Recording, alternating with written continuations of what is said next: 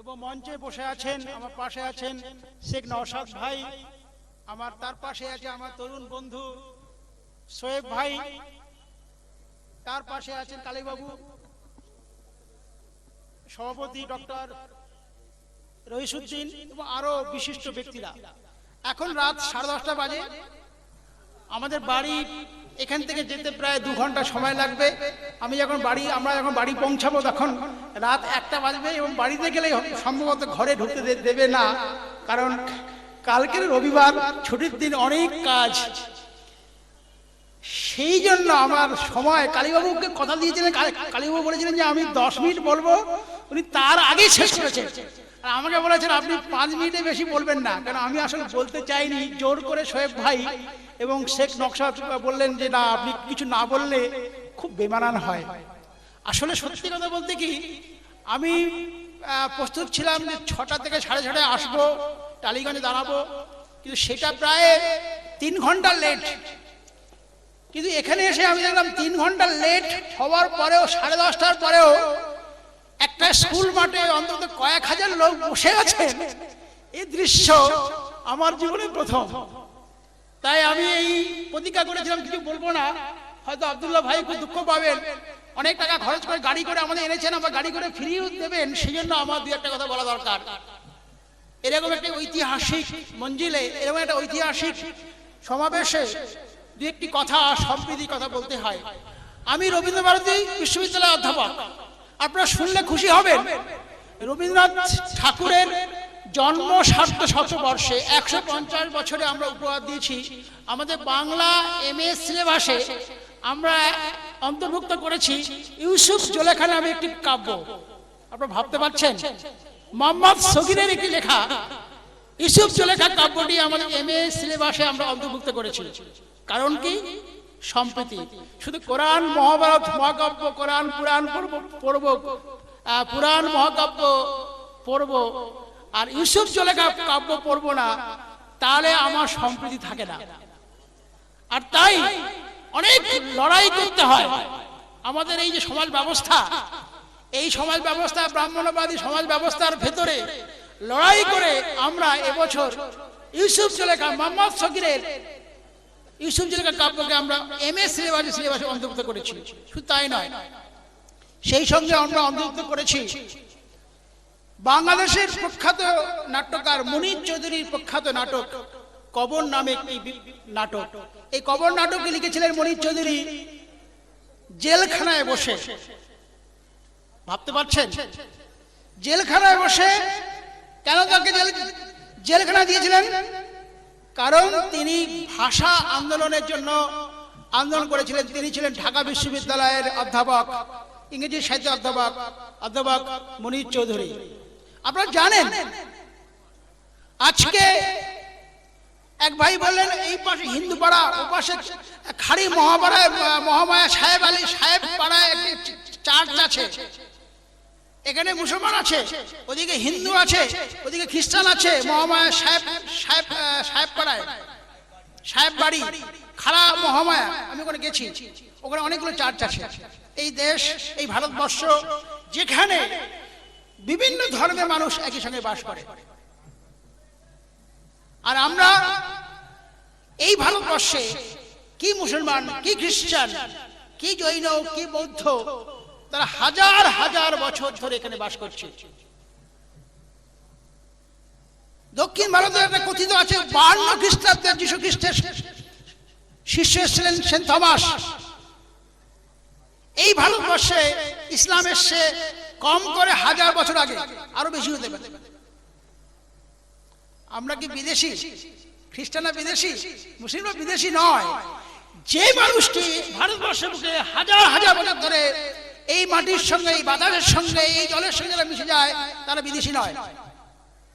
শুধু বিদেশি তো নয়, তারা এদেশীয়, অবশ্য ভারতবর্ষ এবং অবশ্যই বৃহত্তর বঙ্গদেশে তারা বাঙালি। আর বাঙালি বলেই 1947 সালের পর যখন বাংলা ভাগ করে দেওয়া হয়, 1948 সালের পরে যখন পূর্ব পাকিস্তানের যখন বলা হয় যে পাকিস্তানের রাষ্ট্রভাষা বাংলা হবে না, উর্দু হবে, তারা মেনে নেয় না। মানবো কেন? আমি বাঙালি, হতে পারি আমি ধর্মে খ্রিস্টান, হতে পারি আমি ধর্মে মুসলমান, কিন্তু আমার ভাষা বাংলা, আমার মাতৃভাষা বাংলা, আমার প্রাণের ভাষা বাংলা। আমি বাংলায় কথা বলি, আমি বাংলায় ঝগড়া করি, আমি বাংলায় মারামারি করি। আর তাই কে বললো পূর্ব পাকিস্তানে যে রাষ্ট্রভাষা বাংলা হবে না, উর্দু নয়, এটা আমরা মানতে পারি না।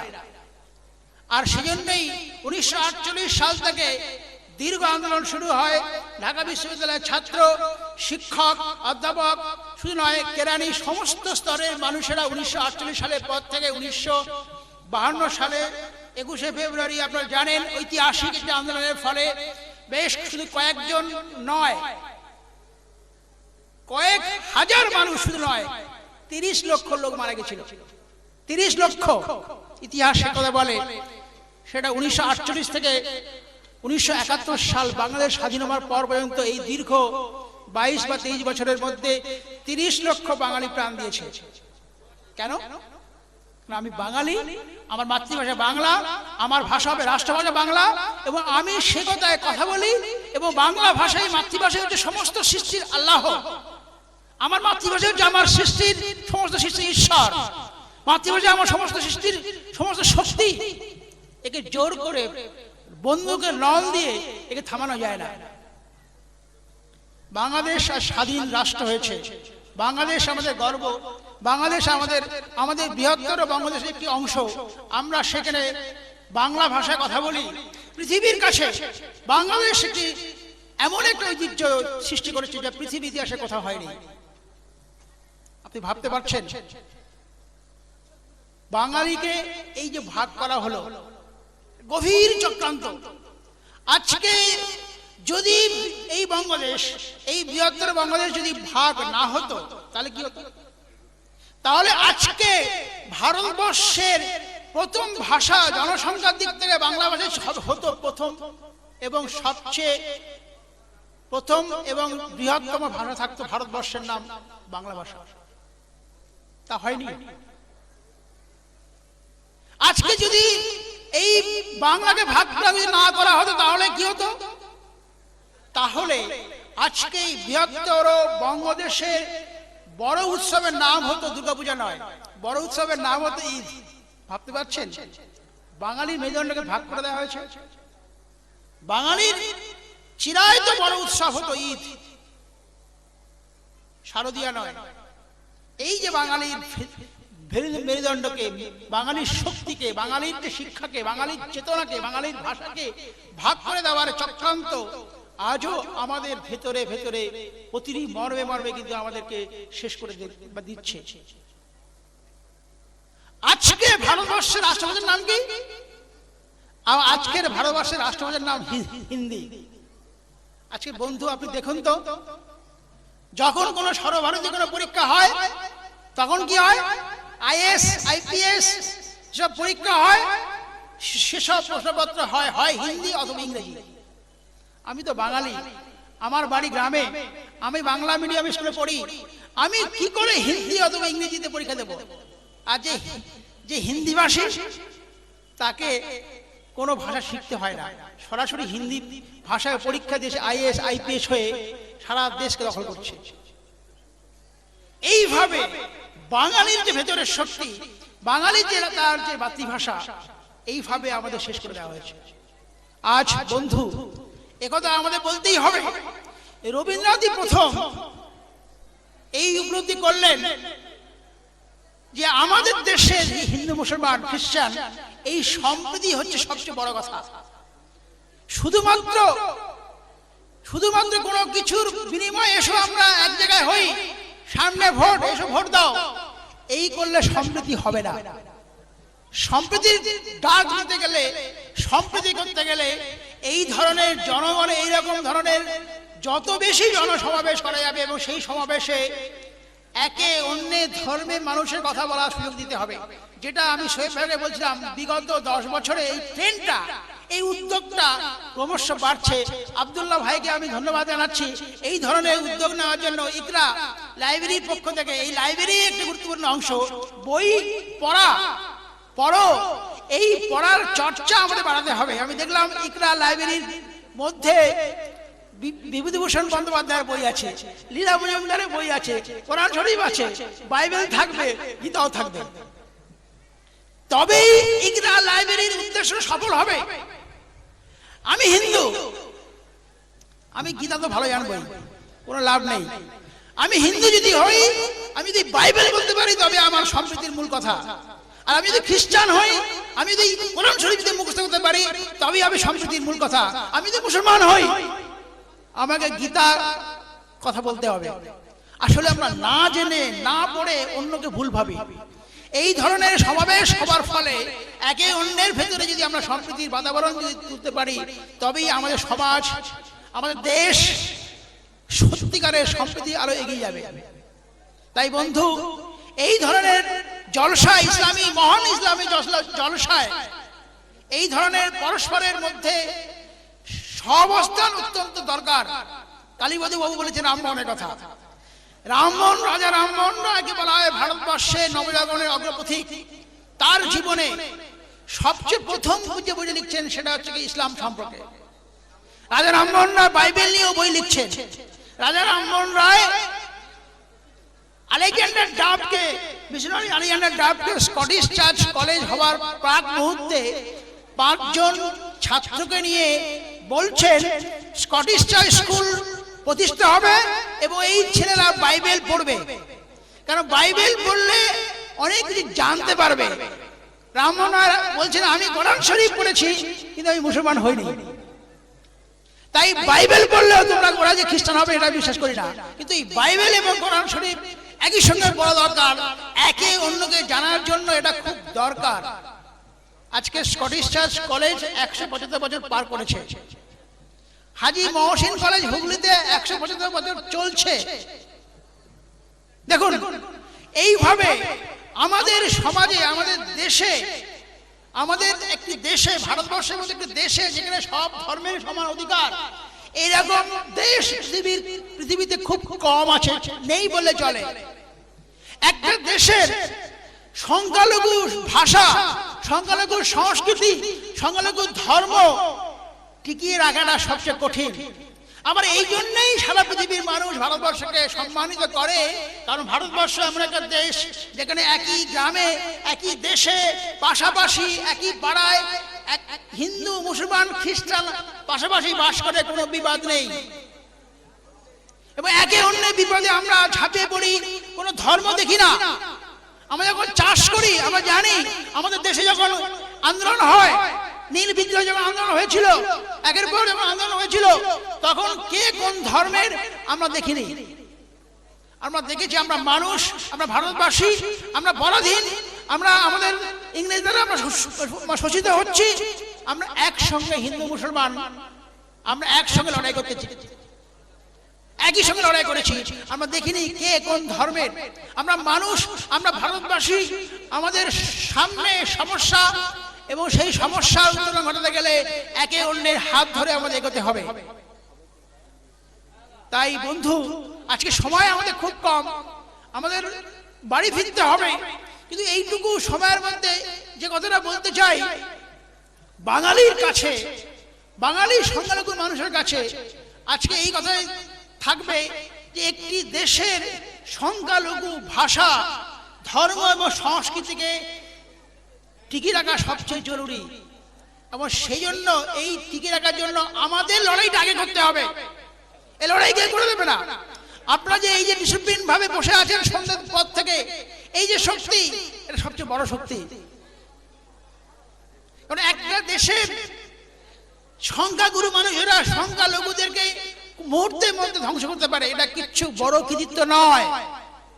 কৃতিত্ব হবে তখনই, আমরা পৃথিবীর কাছে তখনই সম্মানিত হব যখন আমাদের দেশে অনেকগুলো ধর্ম, অনেকগুলো সংস্কৃতি, অনেকগুলো ভাষা, অনেকগুলো ধর্ম যখন একই সঙ্গে সহাবস্থান করে, তখন সেই দেশ পৃথিবীর কাছে সম্মানিত হয়। মহাত্মা গান্ধী কি বলেছিলেন? মহাত্মা গান্ধী কোরআন শরীফ পড়ার পর বলেছিলেন এটি বিশ্বের সম্পদ। কোরআন শরীফ হচ্ছে বিশ্বের সবচেয়ে সর্বজনীন একটি সম্পদ, যার মাধ্যমে পৃথিবীর মধ্যে মানুষের মধ্যে সাম্যবাদ আসতে পারে। ইসলাম বলছে এখানে কে ধনী কে গরিব বড় কথা নয়, সব মানুষে একজনের আরেকজনের ভাই ভাই আমরা। এ কথা ইসলাম এমন ভাবে বলে, শুধু বলে নয়, তারা কাজের মধ্যে প্রমাণ করে, একসঙ্গে নামাজ পড়ে। সেখানে কে ধনী কে গরিব কে ভিখারি কে শেখ কে সৈয়দ প্রমাণিত হয় না। একই জায়গায় বসে একই জায়গায় নামাজ তারা পড়ে এবং সেটা প্রমাণ করে সকলে আমরা সমান। সম্প্রীতির হচ্ছে এটাই যে মূল কথা, সকলে আমরা সমান।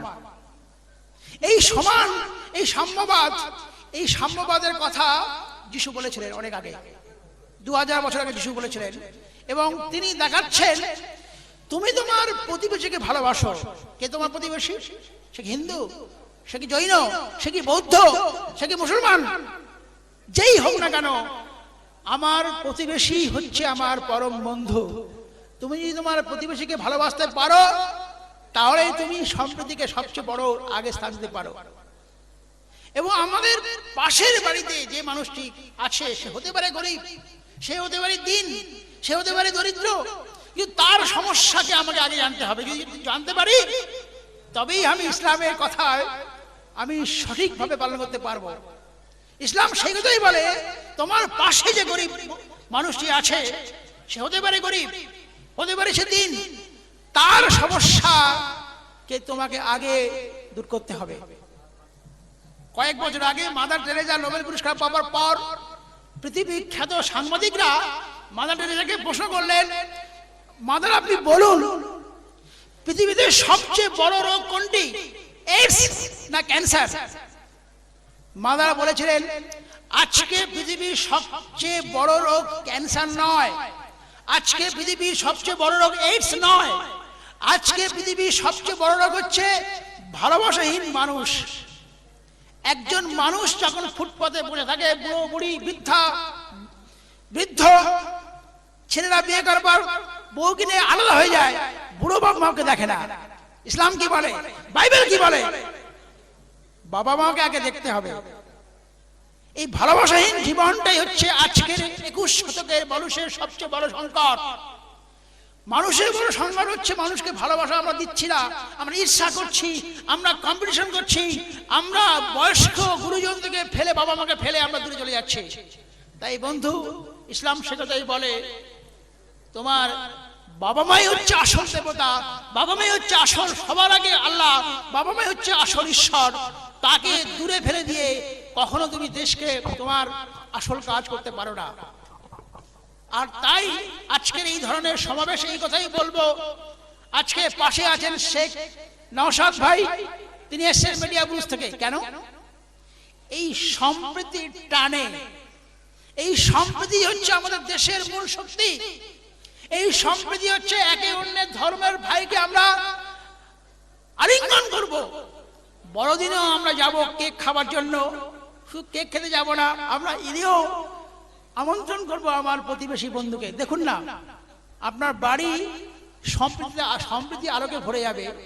আপনি যখন আপনার বাড়ি ঈদে যখন একটা হিন্দু একটা মুসলমানকে যখন বৌদ্ধকে ডাকবেন, তখনই আপনার ঈদ উৎসবটা সত্যিকারের একটি সামাজিক উৎসবে পরিণত হবে। সেই সমাজ, যে সমাজে আমরা একে অন্যের হাত ধরে বেঁচে থাকি।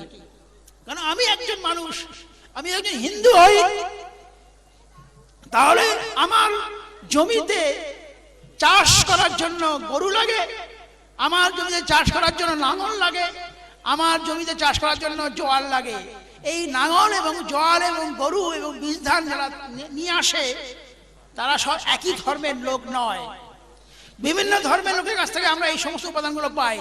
আর তাই পাই বলেই আমি আমার চাষটা করতে পারি।